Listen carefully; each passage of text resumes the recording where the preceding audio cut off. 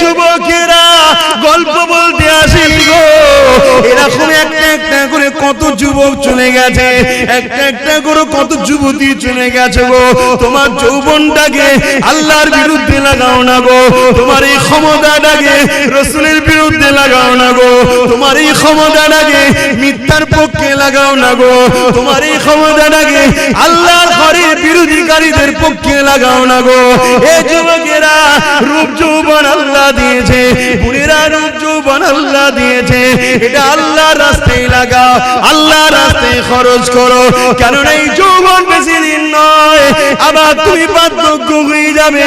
এই বয়সে যে বেশি বেশি করে ইবাদত করো, আল্লাহকে সিজদা দাও, রোজা রেখে রেখে জিন্দেগি কাটা, কোরআন তেলাওয়াত করে করে যদি কাটা, রাসূলের মাহফিলে গিয়ে গিয়ে যদি কাটা, হালাল ইনকাম করে করে যদি কাটা, কারণ হালাল ইনকাম করাটা ইবাদত, গরিব এতিমদেরকে দান খায়রাত করে করে যদি কাটা, কোন মানুষ বিপদে পড়েছে তাকে অর্থ যদি দিতে নাও পারো গো, শরীর দিয়ে মেহনত করে তার সহযোগিতা করতে পারো গো।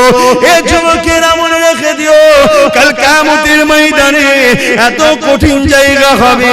কি মনে করছো দুনিয়ায় সব জায়গায় দাদাগিরি দিয়ে পার হয়ে যাবে?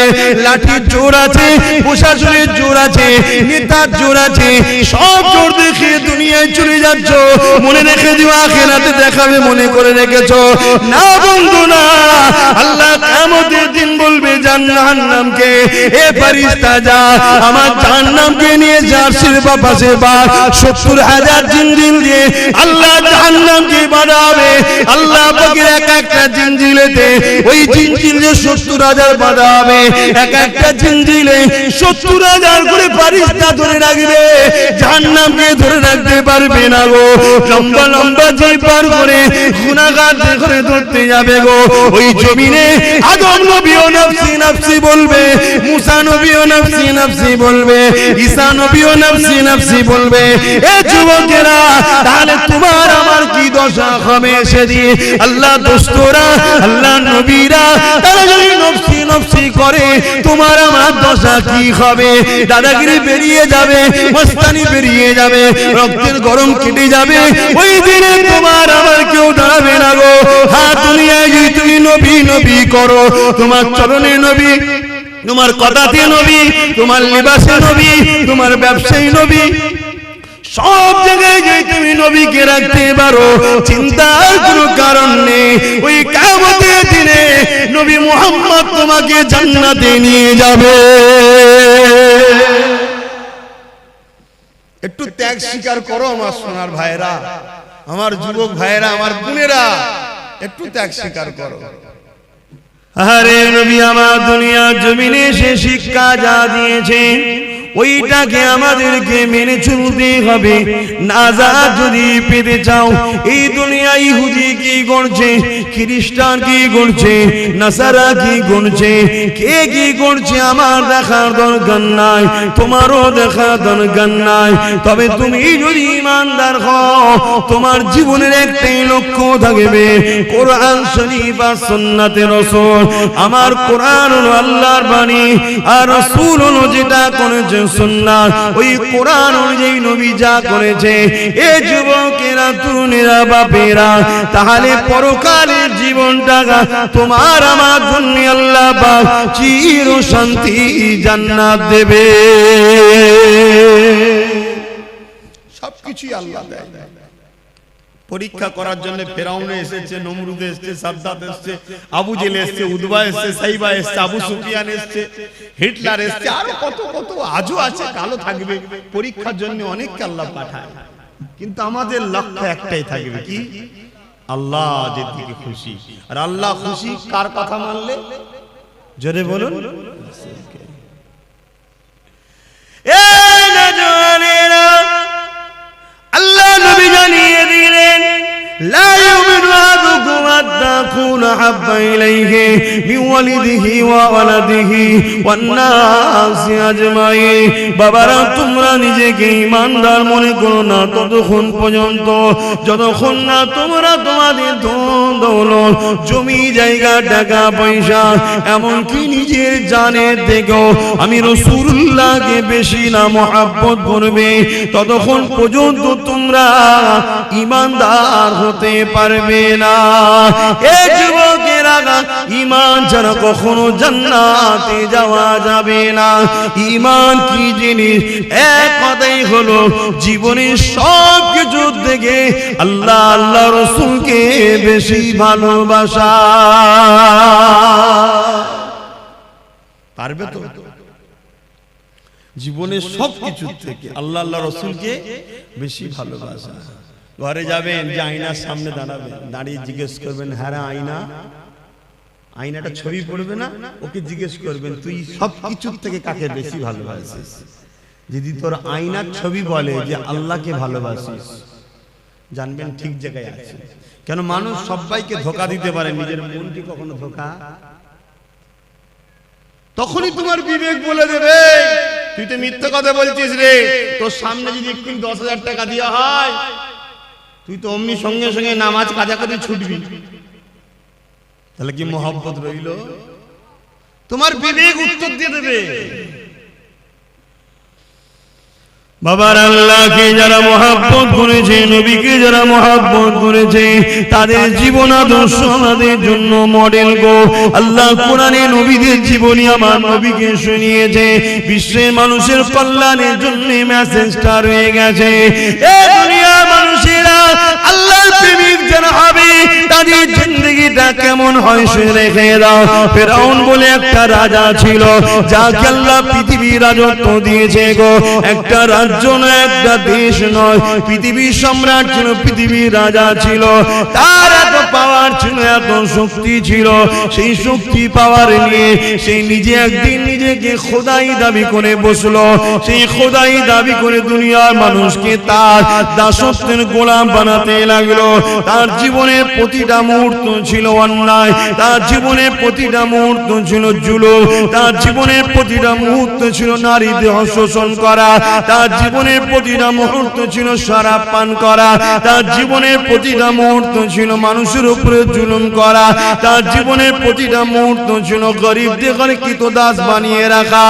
এই যুবকেরা, আজও যদি কেউ শরাব পান করে, আজও কেউ নারীদের শোষণ করে, আজও কেউ যদি গরিবদের উপরে জুলুম করে, অবশ্যই সে মুসা নবীর সাথে থাকতে পারে না, সে ফেরাউনের সাথে থাকবে।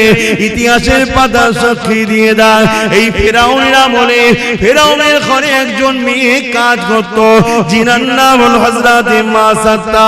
গরিব মেয়ে ছিল, যার তিনটে আল্লাহ সন্তান দিয়েছিল। স্বামী হারাই তিনটে সন্তানকে নিয়ে ফেরাউনের ঘরে লালন পালন করে কাজ কাম করে জীবন যাপন করত। কিন্তু এই মাসাত্তা অন্য মানুষের মতো ফেরাউনকে কিন্তু খোদা বলে মানে না। ওই মাসাত্তা অন্তরে অন্তরে এক আল্লাহকে মেনে নিয়েছিল। ইতিহাসগুলো আমাদের জন্য কিন্তু শিক্ষা দিয়ে যাচ্ছে, তাই তো নাকি? ইতিহাস আমাদের ঘরে কি শিক্ষা দেয়? আমাদের ঘরে আমাদের ভবিষ্যৎ গড়ার শিক্ষা দেয়, আমাদেরকে জানায় ইতিহাস। এই যুবকেরা, ও আমার আম্মারা, বোনেরা, মন দিয়ে শুনে রেখে দেন, এসেছি আপনাদের পীরের বাচ্চা, নবীর খানদান, নবীর গোলাম বলে দিয়ে যায়। আজ আছি, কাল আমিও থাকবো না গো। বিশ্বাসের কোনো বিষয় নাই গো। আজ আপনারা আছেন, কাল আপনারা চলে যাবে। সবাই কাফন পরিয়ে দিয়ে মিনহা খালাকনাকুম ওয়া ফিহা নুঈদুকুম ওয়া মিনহা নুখরিজুকুম তারাতান উখরা বলে মাটি দিয়ে চলে আসবে। যদি তুমি দুনিয়া জমিনে নবী নবী নবী করে যেতে পারো, তোমার উঠা বসা চাল চলন যদি নবী থাকে, তোমার সাংসারিক জীবনে যদি নবী থাকে, তোমার কারবারিক জীবনে যদি নবী থাকে, তোমার রাষ্ট্রীয় জীবনে যদি নবী থাকে, তোমার রাজনীতির জীবনে যদি নবী থাকে, তোমার দেশপ্রেমে যদি নবী থাকে, তোমার মানবতায় যদি নবী থাকে, তোমার ইনসানিয়াতে যদি নবী থাকে, তোমার মানুষের ভালোবাসায় যদি নবী থাকে, এক কথায় তোমার জীবনে প্রতিটা সেকেন্ডে নবী থাকে, জেনে রেখে যে কবরের জমিনে তুমি একা থাকবে না। যখন তোমাকে শুইয়ে দিয়ে আসা হবে, তোমার বাপ চলে যাবে, তোমার আম্মা চলে যাবে, তোমার স্ত্রী চলে যাবে, তোমার স্বামী চলে যাবে, তোমার ছেলে মেয়ে চলে যাবে, তোমার পাড়া প্রতিবেশী চলে যাবে, তোমার দুনিয়ার দরদি রাজনীতির লিডাররাও চলে যাবে। আর এই যে পীর সাহেব এসেছি, আমরাও কেউ তোমার সাথে কবরে যাব না, কিন্তু কবরের জমিনে মদিনাওয়ালা আসবে।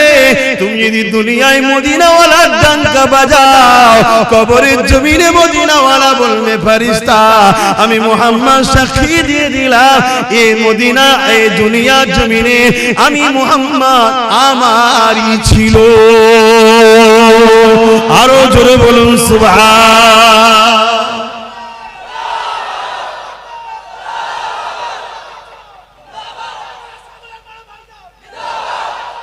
আল্লাহু আকবার। 15 থেকে 50 35টা বছরের জিন্দেগির জন্য জাহান্নাম কিনে নেবেন না আমার সোনার ভাইরা। করো, ব্যবসা করো, কারবার করো, কি বলো, সমাজ সেবা করো, অর্থনীতির সেবা করো, মানুষের পাশে দাঁড়াও, রাষ্ট্র পরিচালনা করো, সব করো, কিন্তু কোনটা করলে আল্লাহ খুশি, কোনটা করলে রাসূল খুশি, এটা মাথায় রাখো। কোনটা করলে আল্লাহ খুশি, রাসূল খুশি, ওটা করো। আর ইসলাম একটা কমপ্লিট জীবন ব্যবস্থার নাম। ইসলামে শুধু নামাজ, রোজা, হজ, যাকাতের মধ্যে সীমাবদ্ধ করবেন না। ইসলাম বা কোরআনে এমন কোন জিনিস নাই যে যার সমস্যার সমাধান নাই। যুবক শোনো, ভাই আমার, যুবতী বোনেরা শোনো, তোমার মতো হাজারো লাখো যুবক যুবতী এই দুনিয়া থেকে কবে চলে গেছে, যুবক বয়সে, এই যুবতী বয়সে চলে গেছে। তোমার মতো হাজার হাজার যুবক মদ খেয়ে রাস্তার ধারে টলে টলে পড়ে আছে। তোমার বয়সে হাজার হাজার বোন বিধবা হয়ে যায়, ফুটপাতে পড়ে আছে, বা নিজের শরীরকে বিক্রি করে পেট চালাতে হচ্ছে। তা থেকে আল্লাহ ভালো রেখেছে না রাখেনি? শুকরিয়া আদায় করো, আল্লাহর নেমত হারামি হয়ো না। শুকরিয়া আদায় করো যে আল্লাহ আলহামদুলিল্লাহ অনেক ভালো আছি। তো সেই আল্লাহকে ভুলে যেও না। তিনি কি চায় তোমার থেকে? বান্দা আমায় একটু সেজদা দে, রুকু দে, আর আমার হাবিবের কথা অনুযায়ী চল, অন্য কারো কথা শুনিস না, সব ধোঁকা। আমার হাবিব তোদের আপন। জোরে বলুন সুবহানাল্লাহ। এটা আমি বলিনি, আল্লাহ বলছে। এ কথা বলা যাবে তো নাকি? এ কথাও বলা যাবে না। তবে আগামী দিন ধর্মীয় আলোচনাও সমস্যা হবে, সেই সিচুয়েশন তৈরি হচ্ছে। বাপেরা, নওজওয়ানেরা, যুবকেরা, মন দিয়ে শোনো, পরিবর্তন আবার চেষ্টা করো। কেননা এই দুনিয়াতে আমার আপনার জন্য পরীক্ষার জায়গা, আখিরাতের জমিনটা বড় কঠিন হবে। ওই কবরের জমিনটা যদি তোমার রাসূলের না হয়ে যেতে পারো, ওই কবরের জমিনে আল্লাহ বা 99টা করে সাপ দেবে গো। ওই কবরের জমিনে দেখা যাবে জাহান্নামের একটা গর্ত হয়ে যাবে গো। এ যুবকেরা, দুনিয়ার জমিনে যদি সামান্য একটু আগুনে হাত লেগে যায়, সঙ্গে সঙ্গে যদি হাতটা টেনে এলাও, তার জ্বলনটা মাসকে মাস থাকতে থাকে, তার কষ্টটা বলার মতন এত কষ্ট হতে থাকে। দুনিয়ার যে আগুন দেখছো, ওই আগুনটা জাহান্নামের আগুনের কাছে তো বড় পেন নাই গো।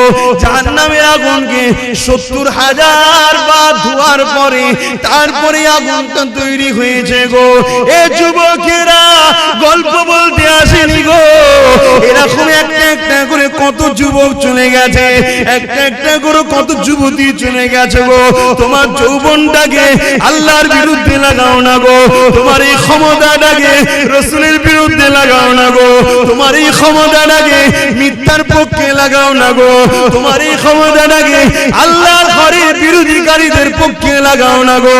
এ যুবকেরা, রূপ যৌবন আল্লাহ দিয়েছে, বুড়িরা রূপ যৌবন আল্লাহ দিয়েছে, এটা আল্লাহর রাস্তায় লাগাও, আল্লাহর রাস্তায় খরচ করো। কারণ এই যৌবন বেশি দিন নয়, আবার তুমি বার্ধক্য হয়ে যাবে।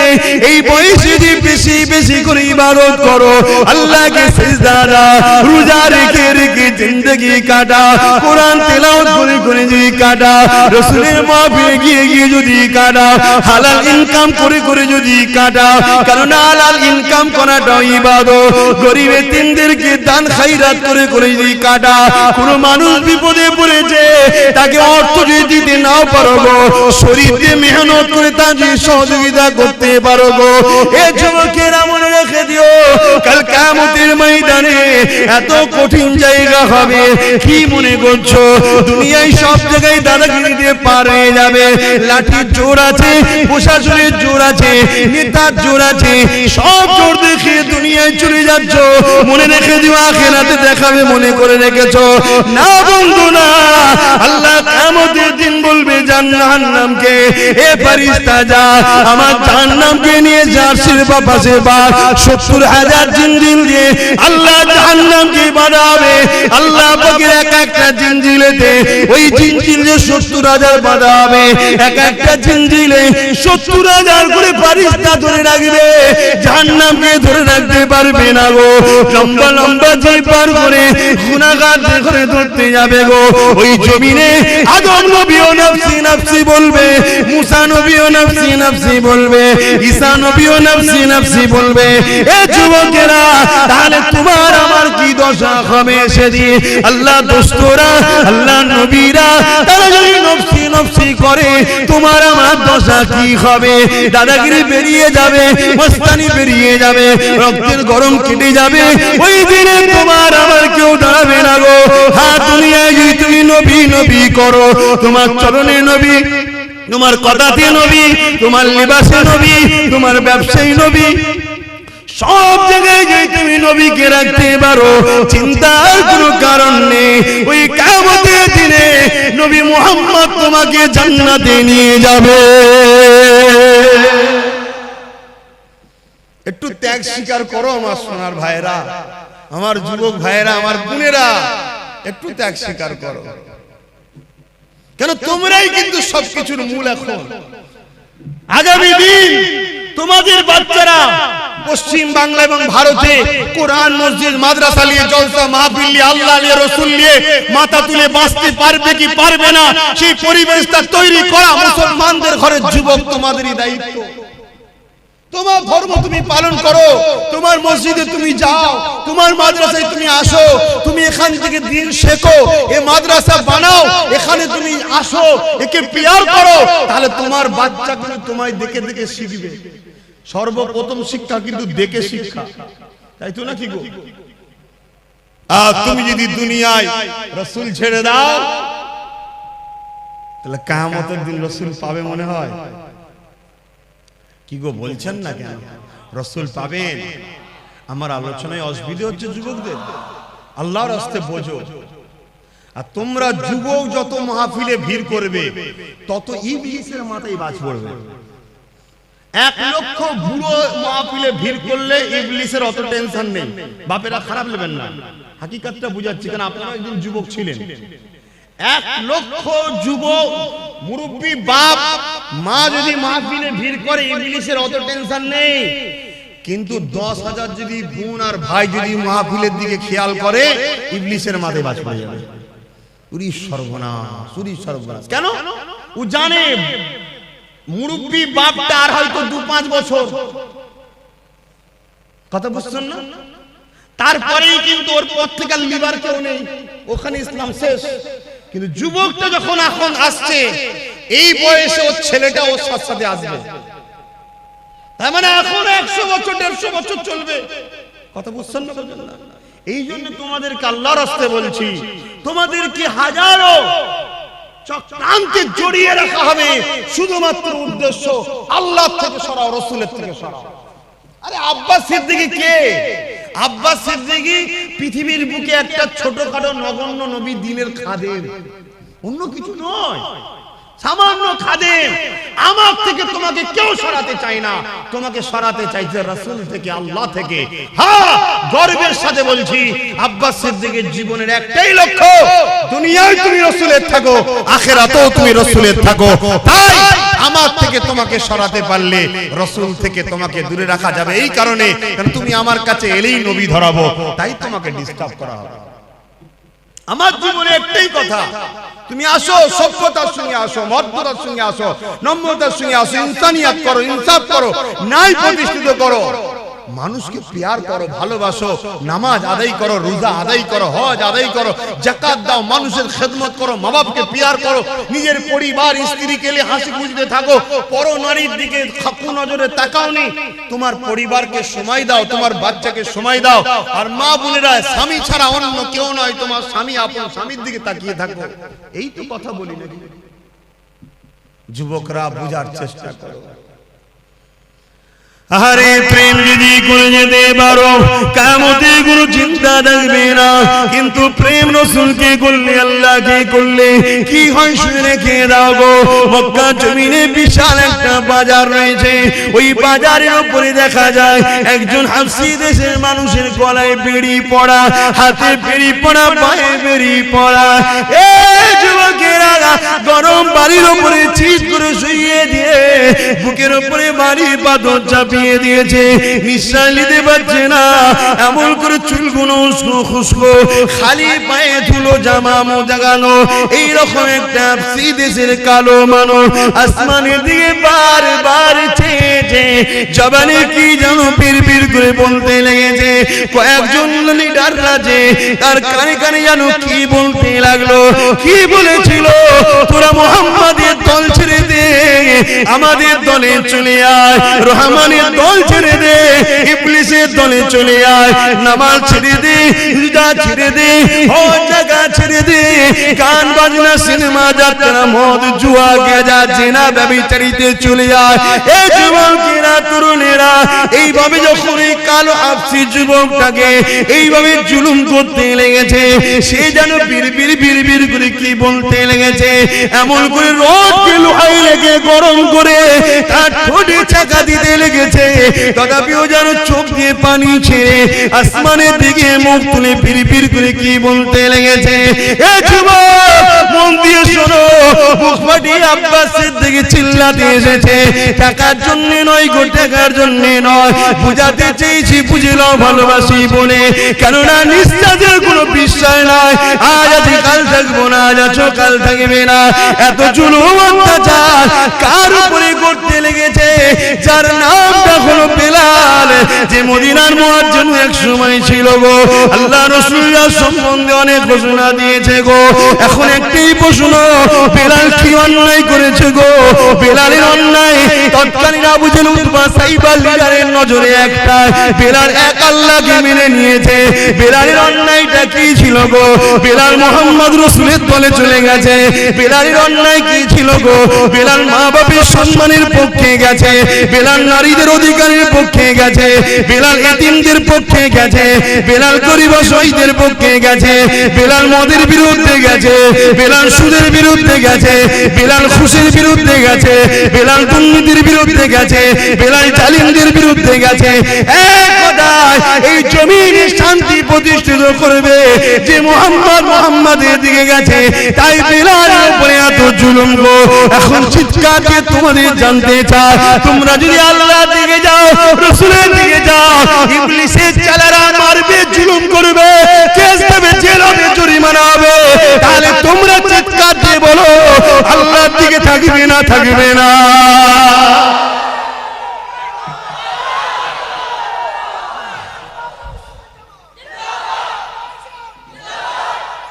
আল্লাহু আকবার। পারবে বেলালের মতো মার খেতে? সে পরীক্ষা নেবে না, আল্লাহ চিন্তা নেই, সে নিলে তো আমাদের ইমানের সব দিক দিয়ে পালাবে, অবস্থা বুঝেই নেবে, চিন্তা নেই। তবে আল্লাহ যাকে ভালোবাসে একটু পরীক্ষা করবে না, করবে না? তুমি পরীক্ষা করো না? তোমায় কেউ যদি বলে ভালোবাসে, পরীক্ষা করো না? তুমি কেউ নয় যদি পরীক্ষা নিতে পারো, সবকিছুর মালিক যিনি, তিনি পরীক্ষা নেবে না, দুটো হাত দিলাম, দুটো চোখ দিলাম, দুটো কান দিলাম, দুটো পা দিলাম, নিঃশ্বাস দিলাম, আজও বাঁচিয়ে রেখেছি।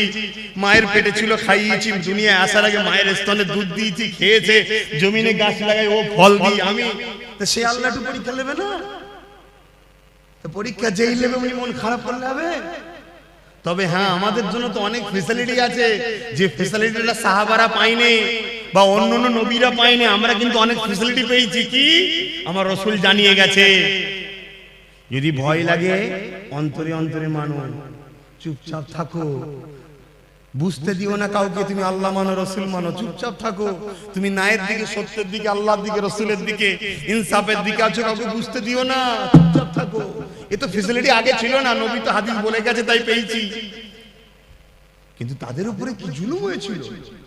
হ্যাঁ, আজকে এত মা বোন, আহা, আজকে ঘরে কারো অভাব নেই, তারপরও ফিরি পেলে সব ছুটছে, সব ছুটছে, পর্দা জর্দা হয়ে যাচ্ছে।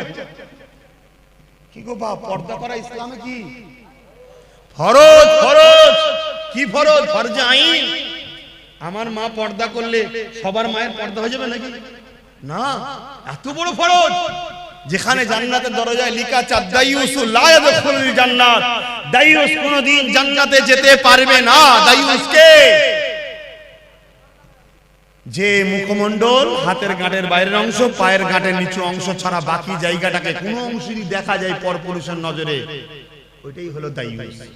ওটা স্বামীর দেখা হয়, বাকি জায়গাটুকু নয়। বাকি এই মুখমণ্ডল, হাতের গাঁটের বাইরের অংশ, পায়ের গাঁটের বাইরের অংশ ছাড়া বাকি জায়গা যা আছে স্বামী ছাড়া কারো দেখার হক নেই।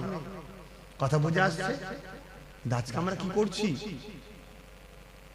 এই ওয়াজ করলে আমার মা বোনের হয়তো অনেক মনে করতে পারবে তোমাকে এসব ওয়াজ করতে হবে না, আমার ইচ্ছা আমি যা খুশি করো। মা, ইচ্ছা বলে কিছু নেই, আমার বলে কিছু নেই। আব্বাস সিদ্দিকী যা চিল্লাচ্ছে, আব্বাস সিদ্দিকী নয়, জবান দিয়েছে আল্লাহ, আমার নয় গো মা, ব্যবহার করতে দিয়েছে, সময় হবে কেড়ে নেবে। এই হাত আমার নয়, আল্লাহ দিয়েছে। চোখ আমার নয়, আল্লাহ দিয়েছে। কান আমার নয়, আল্লাহ দিয়েছে। এই কিডনি আমার নয়, আল্লাহ দিয়েছে। নিঃশ্বাস যে টানছি আমার ক্ষমতা নয়, মা আল্লাহ দিয়েছে, আল্লাহ দিয়েছে। আল্লাহ, মা তোমাকেও সুন্দর করেছে, বোন তোমাকেও সুন্দর করেছে, আল্লাহ বিবস্ত করে দেয়নি। অতএব আল্লাহর জন্য চলো, দেখো, শিক্ষা নাও, শিক্ষা নাও। যুবকেরা শুনে রেখে দাও, নারীরা বড় দুর্বল হয়ে গো, নারীরা বড় কমজোর হয়ে গো, তথাপিও পৃথিবীর বুকে আল্লাহর জন্য, নবীর জন্য, আমার রাসূলুল্লাহর উম্মত উম্মতিদের মধ্যে থেকে সব থেকে প্রথম যিনি জান দিয়েছে, তিনি কেউ নয় গো, তিনি পুরুষ নয়, তিনি একজন নারী।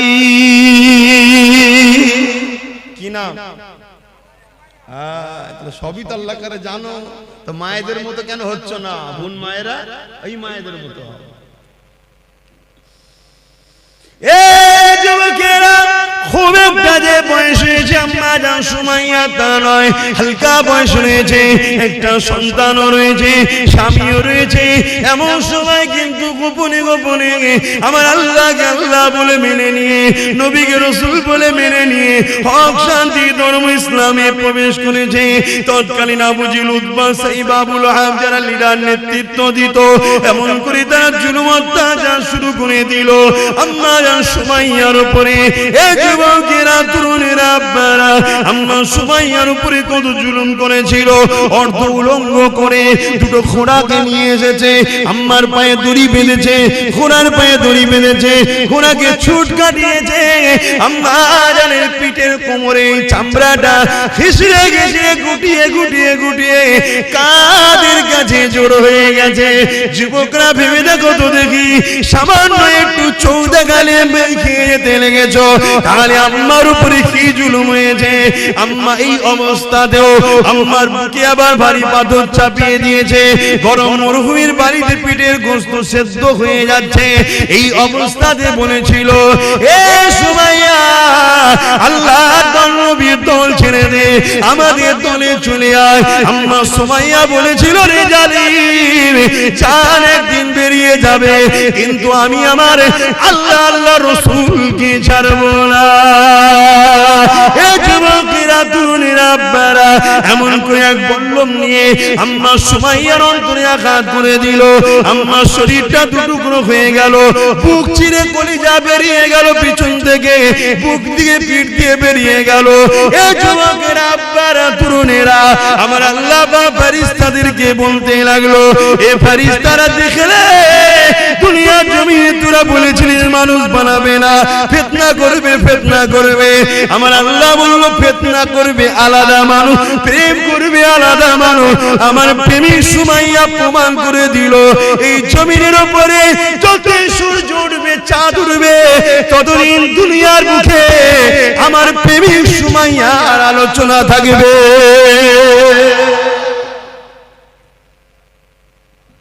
আজকে আব্বাস সিদ্দিকীকে আলোচনা করতে হচ্ছে, আল্লাহর প্রেমিক বলো সে আল্লাহর রাসূলের প্রেমিক হতে পারবে তো নাকি গো? জান মাল সব দিয়ে প্রেমিক হতে হবে।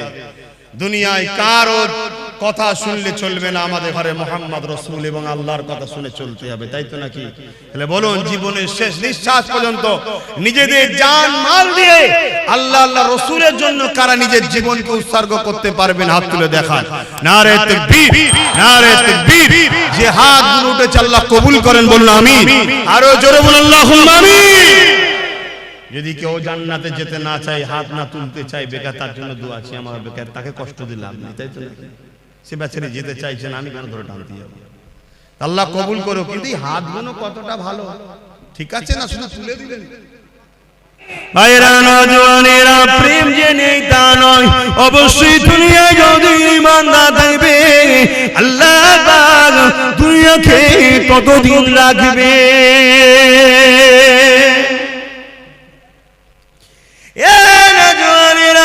আল্লাহ নবী একদিন কাবা শরীফের পাশে সিজদায় পড়ে যে কাঁদতে লেগেছে।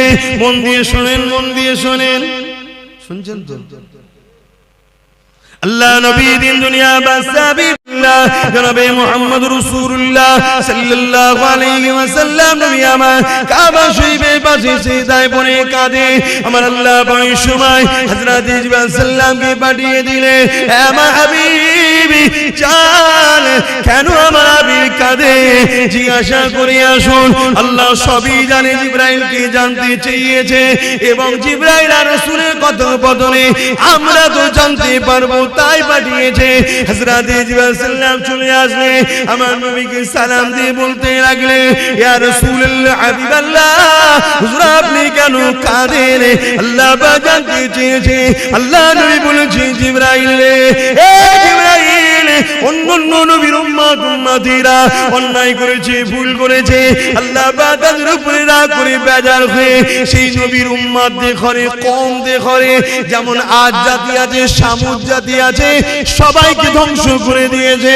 আমার উম্মতিরা দুনিয়া ধোঁকায় পড়ে শয়তানি খেয়ালে পড়ে অন্যায় করে ফেলবে, ভুল করে ফেলবে।